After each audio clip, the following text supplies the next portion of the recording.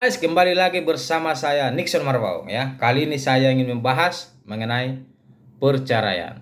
Kenapa sih harus perceraian? Ya memang beberapa hari ini mungkin ya beberapa bulan ini juga saya sampaikan. Banyak teman-teman yang nelpon pada saya, "Pak, bagaimana bisa nggak saya mengajukan perceraian? Sementara pernikahan saya hanya dilangsungkan di pemuka agama, di hadapan pemuka agama. Tidak dicatatkan di catatan sipil." Nah, maka oleh karena itu saya mencoba untuk menjelaskan permasalahan tersebut kepada rekan-rekan semua, khususnya ya yang sedang mengalami hal seperti ini. Tetapi sebelum saya bahas, ya, saya ingin sampaikan dulu, kenapa sih harus bercerai gitu loh, ya. Emang nggak bisa bersatu lagi? Karena perceraian itu bagi saya sebenarnya sih ya sangat menyakitkan karena itu adalah pengkhianatan terhadap perkawinan. Kalau memang bisa jangan bercerai ya, damaikan aja dulu, ya rujuk aja dulu, kumpulkan dulu keluarga supaya damai, dan jangan langsung mengambil kesimpulan untuk bercerai. Itu juga nanti di pengadilan disuruh mediasi. Ya, sebelum bercerai, lihat juga dampak sosial terhadap anak, terhadap keluarga. Jadi jangan langsung bercerai aja ya, harus matang-matang dipikirkan. Tetapi kadang ada juga karena ya keadaan yang membuat dia ingin bercerai ya, seperti saya pernah mendengar cerita bahkan dari teman saya juga, dia bercerita, "Saya udah umur 50 tahun Pak, saya ingin bercerai," katanya gitu. Alasannya kenapa? "Saya nggak nyaman sama istri saya, coba udah tua udah punya cucu tapi ingin bercerai kan, apa sih yang diambil dalam perceraian ini ya. Seharusnya nggak perlu lah bercerai kalau udah punya cucu ya, kecuali perkawinan masih ya jalan-jalan ya 5 tahun 10 tahun lah gitu kan ya, tapi ini kan udah tua ngapain sih harus bercerai, nggak perlu lah gitu kan. Tetapi kalau bisa ya berdamai lah ya, rujuk lah, nggak usah bercerai lah. Tetapi kalau memang harus begitu ya apalah boleh buat ya, kalau memang harus pengen bercerai silakan ajukan gugatan. Nah, terus bagaimana untuk proses pengajuan gugatannya ya kan? Hal-hal apa sih yang harus kita perhatikan? Pertama, alasan perceraian itu apa? Alasan kamu untuk mengajukan gugatan cerai itu apa? Kalau berdasarkan hukum material ada 6 poin, kalau nggak salah 7 poin itu. Yang pertama, sering terjadinya percekcokan secara menerus.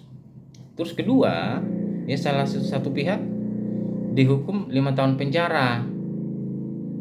Terus ada lagi tuh kalau tidak salah itu meninggalkan rumah 2 tahun lebih berturut-turut ya. Terus satu lagi, salah satu pihak ya dapat membahayakan dan mengancam pasangannya atau orang lain ya. Selain itu cacat fisik ya, sehingga tidak bisa memenuhi kewajibannya sebagai suami dan istri. Nah, dengan alasan itu bisa mengajukan gugatan perceraian. Tapi dalam kompilasi hukum Islam ada tambahannya ya, salah satu murtad. Kalau dia murtad maka pasangan suami istri itu ya dapat mengajukan gugatan perceraian dengan alasan itu. Nah, terus selain alasan itu apa sih yang harus kita persiapkan? Nah, yang harus kita persiapkan itu adalah bukti-buktinya ya. Seperti apa itu bukti? Contohnya adalah akta perkawinannya ya, akta nikahnya. Jangan kita ingin bercerai tapi nggak ada akta nikahnya, mau gimana ya kan? Karena itu nanti ditarik pengadilan. Banyak itu yang nelpon itu, "Pak, gimana Pak? Saya ingin bercerai tapi akta nikahnya diambil istri, ya, diambil suami, dibakar istri, ya, dibakar suami, hilang dan sebagainya lah gitu kan." Itu serasa bukan alasan ya. Kita tinggal datang aja ke di mana ya perkawinan itu dicatatkan, mintalah salinan penggantinya. Demikian juga di mana ya perkawinan itu dilangsungkan di KUA mana, datangilah KUA-nya itu, maka akan dikasih. Nah, setelah itu ada barulah ya persiapkan saksi. Saksinya siapa yang tahu pada saat perkawinan dan permasalahan alasan perceraian itu? Ya, siapkan saksinya. Ya, minimal 2 saksi lah. Kalau saksi saya rasa gampang. Nah, selain alasan perceraian tersebut tadi, fakta yang terjadi di masyarakat ya, alasan yang sangat fundamental itu masalah ekonomi. Ya, ekonomi, terus perselingkuhan, KDRT. Alasan yang 3 ini yang sering terjadi. Tetapi kan itu masuk dalam kategori percecokan secara terus-menerus, penganiayaan dan sebagainya. Nah, setelah itu kita mengajukan gugatan perceraian kemana, ya kan? Ke pengadilan mana? Ini biar tahu nih ya. Kalau berdasarkan BW, ya kita ajukan di tempat tinggal si tergugat. Kalau berdasarkan kompilasi hukum Islam, diajukan kepada tempat tinggal si penggugat. Nah, kalau si wanitanya ini Muslim, terus mengajukan gugatannya di mana ya, tempat tinggal dia gitu loh. Tetapi kalau si wanitanya ini non Muslim, berarti ngajukan gugatan di mana ya, tempat tinggal si suaminya. Jadi biar tahu kemana kita mengajukan gugatan itu harus jelas. Terus isi dari gugatan itu apa aja ya? Alasan perceraian tadi itu diuraikan ya, dari sejak perkawinan sampai terjadinya percocokan, dan mintakan agar diputus perkawinan itu dengan perceraian. Intinya di situ. Nah, terus bagaimana yang perkawinannya yang tidak dicatatkan di catatan sipil, yang hanya dilaksanakan di hadapan pemuka agama? Kalau itu saya sebut sih sama aja dengan nikah siri ya. Karena kenapa ya? Karena dia tidak mencatatkan perkawinannya itu ke catatan sipil. Seharusnya dicatatkan dong. Ya, jangan sampai nunggu udah punya anak ya, perkawinan berapa tahun baru mikir ya, timbul masalah baru pengen cerai. Kendala di situ nggak boleh. Ya, seharusnya setelah perkawinan itu dilangsungkan di hadapan pemuka agama, catatkanlah ke catatan sipil setempat di mana perkawinan itu dilaksanakan, gitu loh, dilangsungkan, gitu loh. Banyak itu ya teman-teman di kampung saya ya, dan juga mungkin tempat yang lain lah ya, hanya memiliki surat nikah dari pemuka agama. Bahkan ada bertanya sama saya, Pak, kalau saya hanya cuma surat nikah yang dikeluarkan oleh pemuka agama, sah nggak sih Pak, katanya kan? Karena tidak dicatatkan dalam administrasi pemerintahan. Ya, perkawinannya sah. Saya bilang cuma secara tak autentik administrasi pemerintahan, karena undang-undang menyatakan perkawinan yang dilangsungkan di hadapan pemuka agamanya harus dicatatkan sesuai dengan peraturan perundang-undangan. Harus dicatatkan dong. Ya, jangan hanya udah menikah di hadapan pemuka agama terus nggak dicatatkan. Harus dicatatkan lah. Ya, kenapa ya? Kalau tidak dicatatkan dampaknya juga banyak ya, buat akte lahir ya dan sebagainya, itu akan berdampak. Ya, saya sarankan lah buat teman-teman yang sudah menikah ya, jangan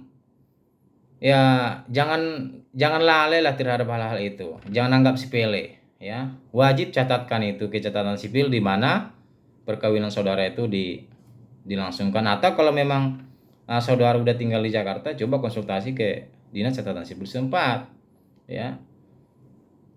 Serasa nggak terlalu sulit itu. Nah, lalu dengan begitu, dengan hanya surat yang dikeluarkan oleh pemuka agama itu, bisa nggak kita mengajukan gugatan perceraian? Kalau dibilang ya bisa-bisa aja. Masalahnya dikabulkan nggak, kan itu pertanyaannya. Orang salah duduk aja bisa menggugat, apalagi itu kan ya.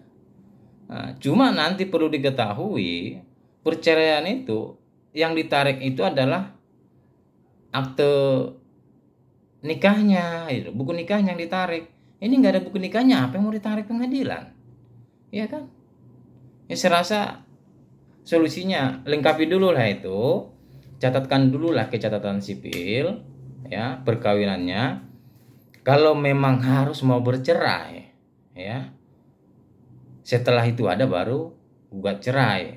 Tetapi saya rasa udah sulit lah. Tapi ya sebaiknya sebelum ya, suami istri itu percekcokan, ya seharusnya udah dicatatkan lah itu ke catatan sipil. Nanti setelah itu kalau memang ada percekcokan ya, kalau ingin niat bercerai kan tinggal ngajukan gugatan aja, tidak susah-susah kan. Tetapi kalau dicatatkan mau gimana? Pembuktiannya gimana nanti? Susah. Nah, terus saran saya sebenarnya sih kalau bisa janganlah bercerai, ya. Karena perkawinan itu sesungguhnya bukan perkawinan tubuh aja yang dinikahkan, tapi jiwa kita. Ya, makanya disebut tidak bisa diceraikan oleh manusia kecuali maut yang memisahkan, ya. Jadi kalau bisa teman-teman semua janganlah terlalu gampang memutuskan untuk bercerai. Pikirkanlah matang-matang, ya. Sebisanya ya rujuklah, ajaklah rujuk dan selalu rujuk. Tetapi kalau memang tidak bisa lagi rujuk ya apa boleh buat. Ya, hak yang diberikan undang-undang silahkan laksanakan gitu kan. Silahkan lakukan gitu. Demikian yang dapat saya sampaikan kepada rekan-rekan semua. Ya, bagi teman-teman yang memiliki perkawinannya masih ya surat yang diterima dari pemuka agama tersebut, ya catatkanlah perkawinan itu ke catatan sipil, karena itu banyak juga fungsinya, ya. Jangan hanya pikir bercerai aja, ya nggak boleh, karena kalau nanti itu juga tidak diurus akan berdampak juga untuk akta lahir anak dan sebagainya lah, ya. Saya harap itu harus diurus.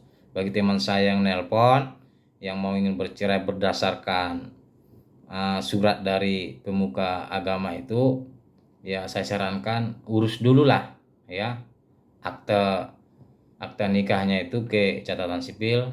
Setelah itu nanti pikir-pikirkanlah baik-baik lah, ya, apakah harus bercerai atau tidak.